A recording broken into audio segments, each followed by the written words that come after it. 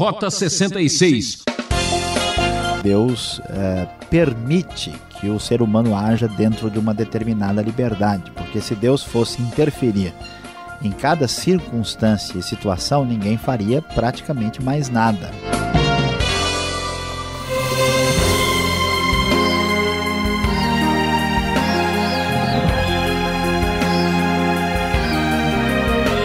Ouvinte, você já sabe, liberdade maior é viajar pelos caminhos do Rota 66, aventura garantida e emoção a todo tempo.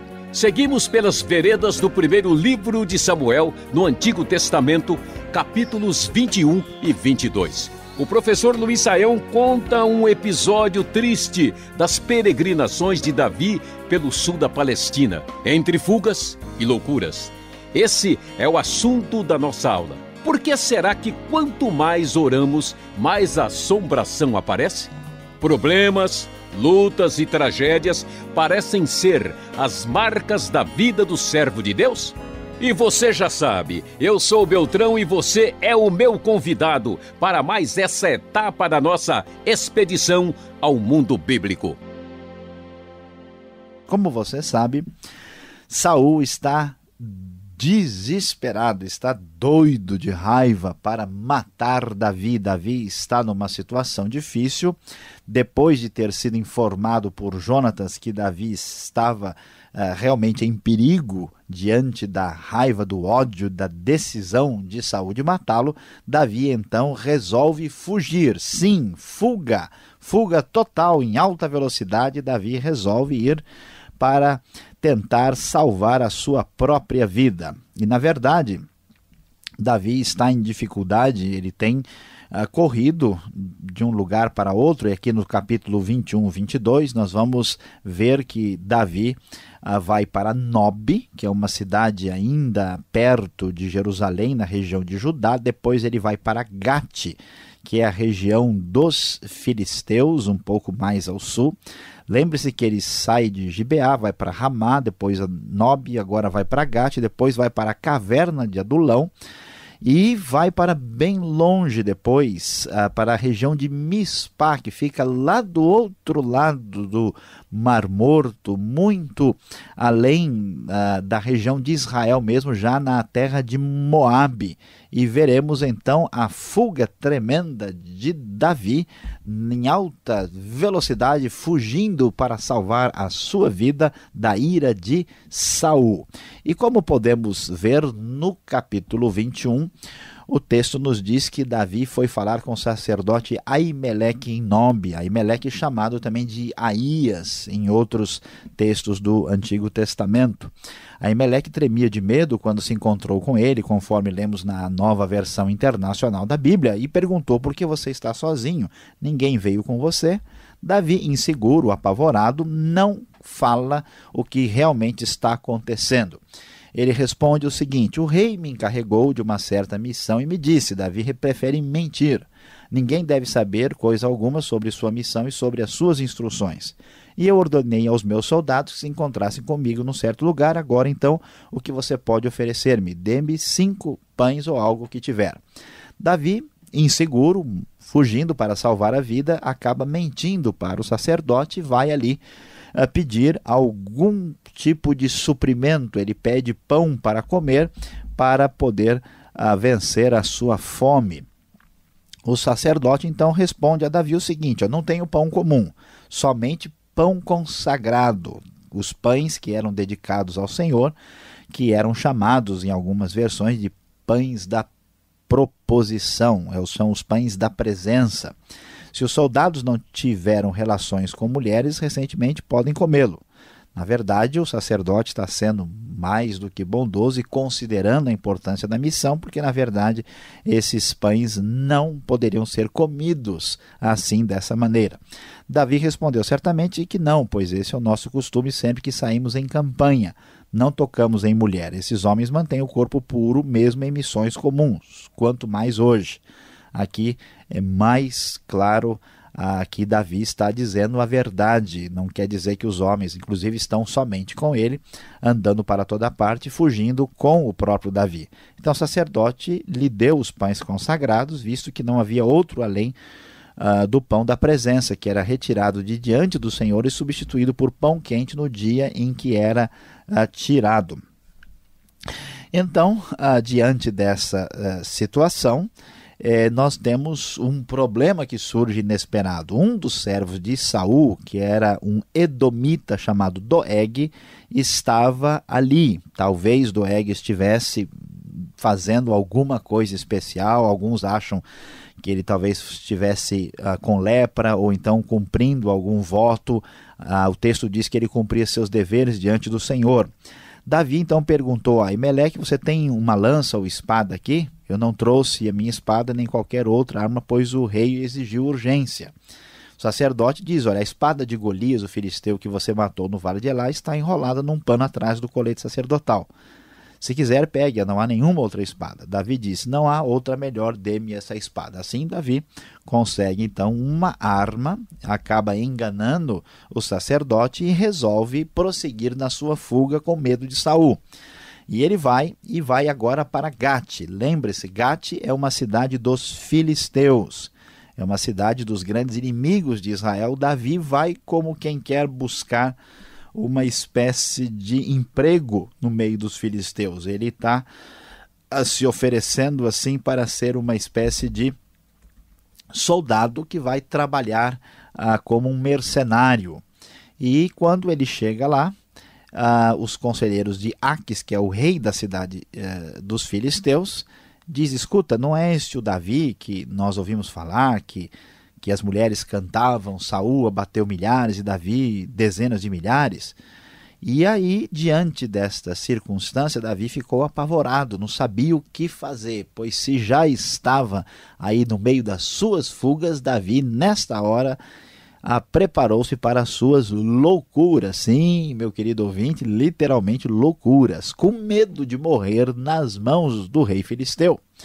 Quando chegaram diante dele, o texto da Nova Versão Internacional nos diz: por isso, na presença deles, fingiu que estava louco. Enquanto esteve com eles, agiu como um louco, riscando as portas da cidade e deixando escorrer saliva pela barba.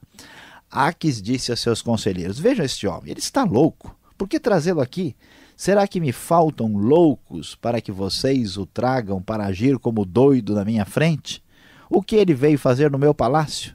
Então veja que qualquer semelhança com o mundo de hoje é mera coincidência, ou talvez seja, talvez não. Loucos não faltavam na cidade de Gate entre os filisteus, como muitas vezes não faltam hoje. Sim, lá Davi, para salvar a vida, devia ter feito um bom curso de teatro, sabia ser um bom imitador, fingiu-se de louco para poder escapar da sua vida. Davi enfrenta muitas dificuldades e problemas entre as fugas e loucuras que vemos aqui no capítulo 21 e 22 do primeiro livro de Samuel.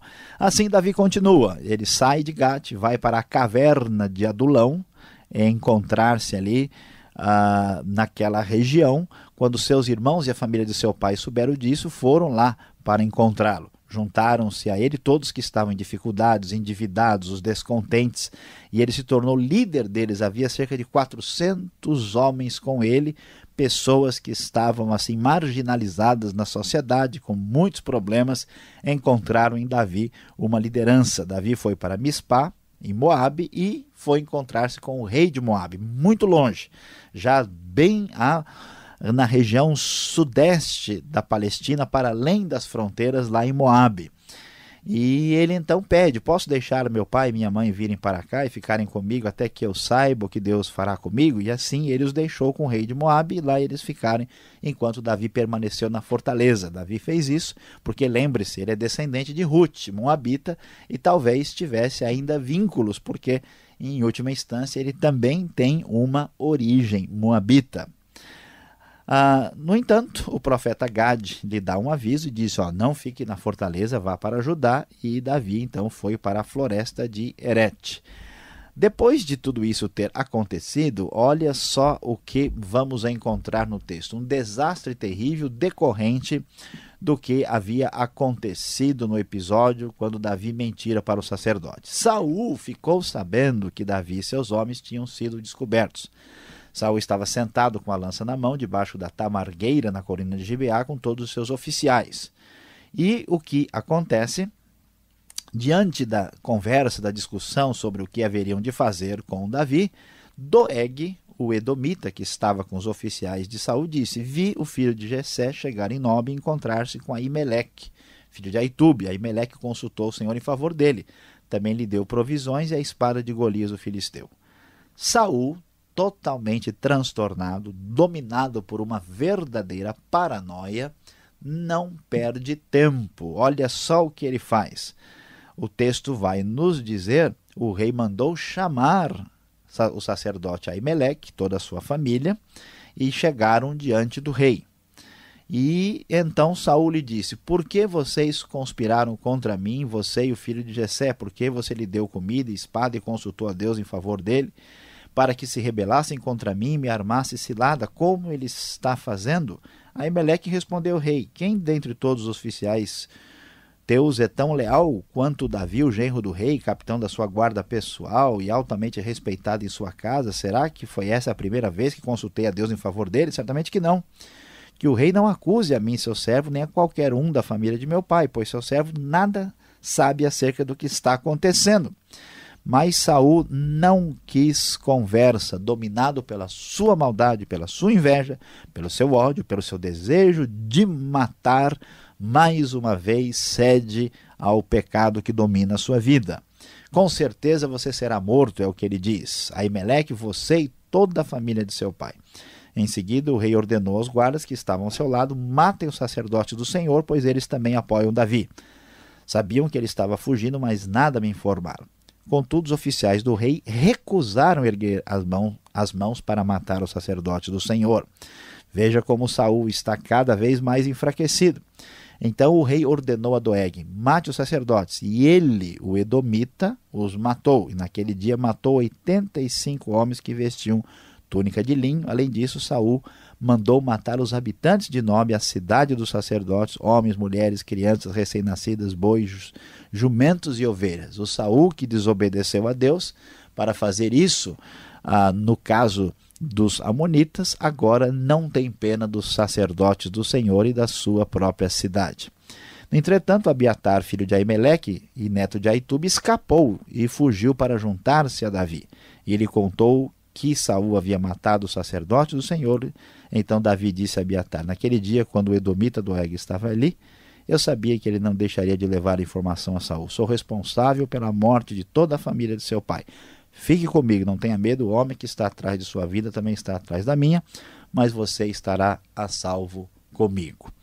Meus queridos ouvintes, veja a situação de caos e de conflito tremendo, uma espécie de pequena guerra civil dentro do povo de Israel, mostrando que os problemas da antiguidade são parecidos com os problemas de hoje. Vemos como o pecado se avoluma e destrói a vida de um rei que se esqueceu de Deus até promover um holocausto, matando os próprios sacerdotes do povo de Deus. Vemos que Deus não poupa seu servo Davi, fazendo-o fugir, fazendo passar por situações inusitadas, com uma grande quantidade de experiências com gente do povo, com gente estrangeira como os filisteus, vivendo numa situação de necessidade. Davi está recebendo um grande treinamento de Deus para aprender a lidar com as circunstâncias difíceis, inusitadas da vida, o que lhe preparará, o que o preparará adequadamente para ser o grande rei de Israel que será no futuro.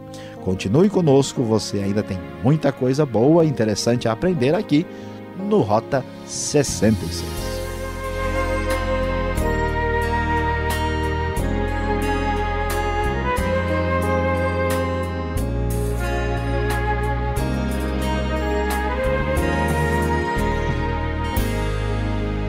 O programa Rota 66, o caminho para entender o ensino teológico dos 66 livros da Bíblia, faz uma pausa para você respirar.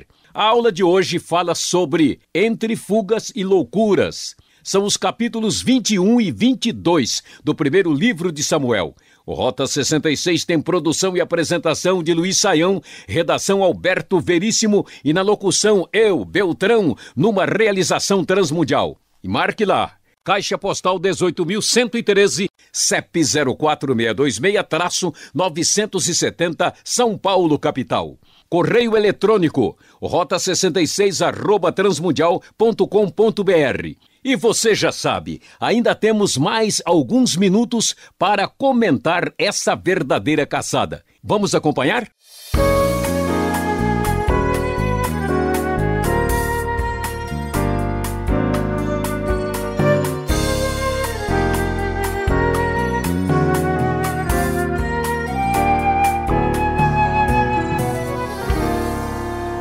Pois então, Saião, como é bom termos este momento para perguntas. E um texto como o capítulo 21 e 22 do primeiro livro de Samuel requer uma atenção um pouco mais redobrada.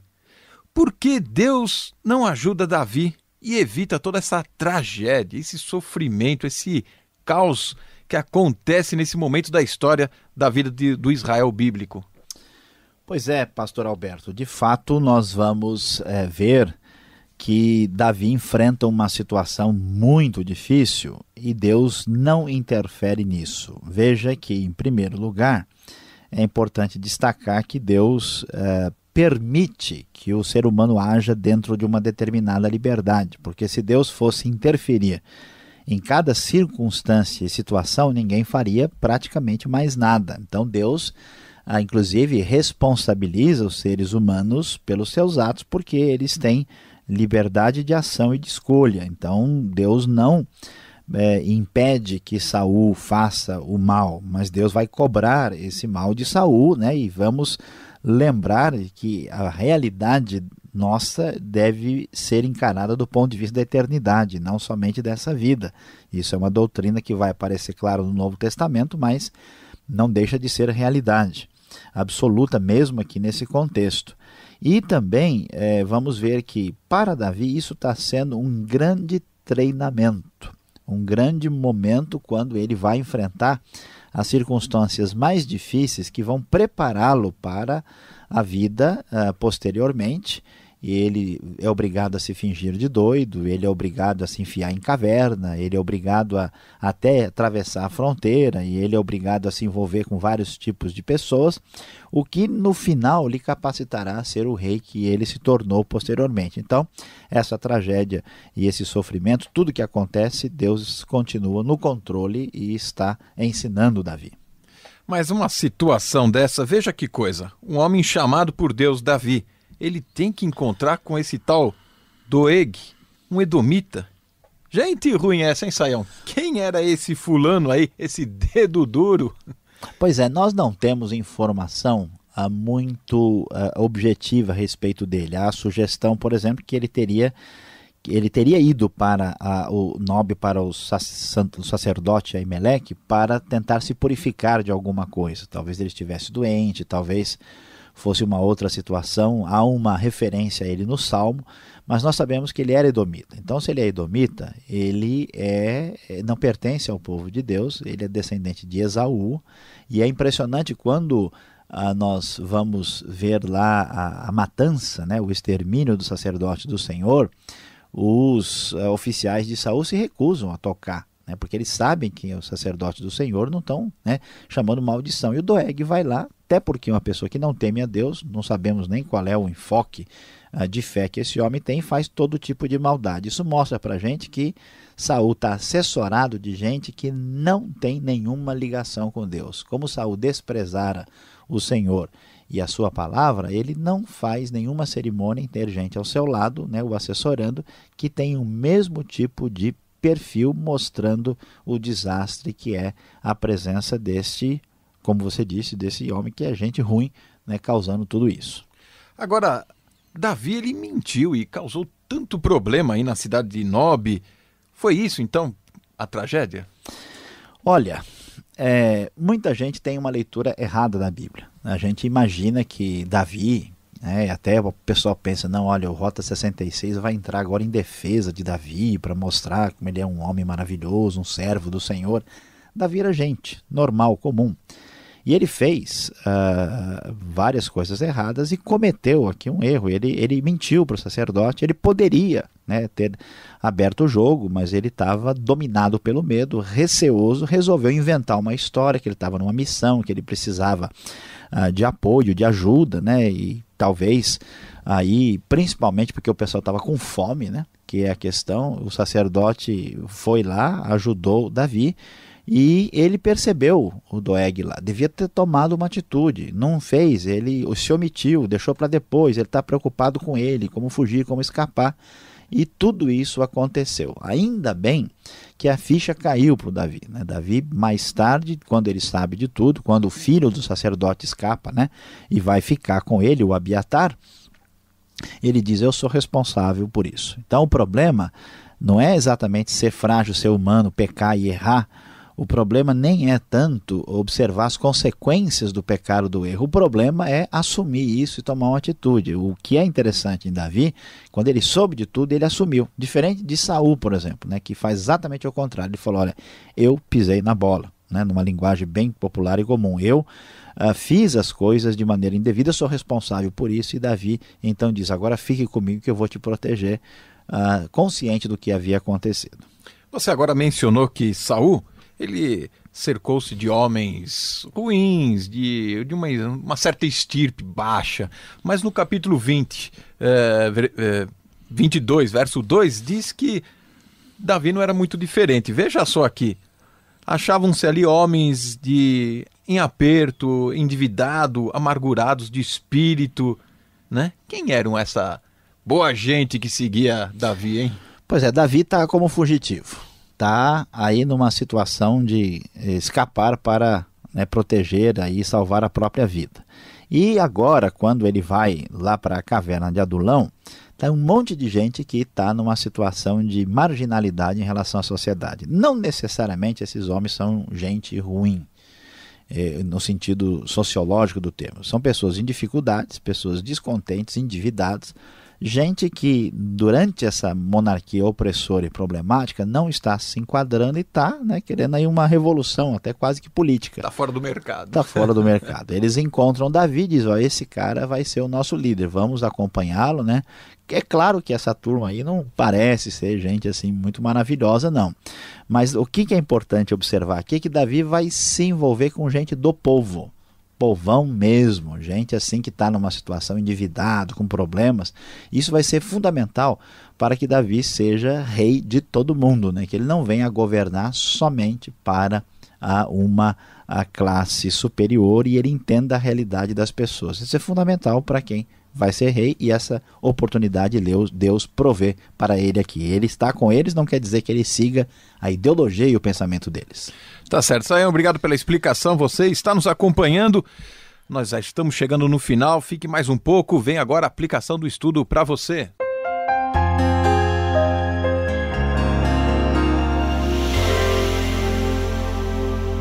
Nós estudamos o tema entre fugas e loucuras hoje aqui no Rota 66. Sim, não entre fugas e loucuras da sua parte nem da minha, mas dos capítulos 21 e 22 do primeiro livro de Samuel. E vimos como Davi foge e se esconde e passa por lutas, problemas, dificuldades, desespero, situação muito difícil e certamente quando nós olhamos para a vida de tanta gente que serve a Deus não é tão diferente. Por que tantos problemas e tribulações e dificuldades?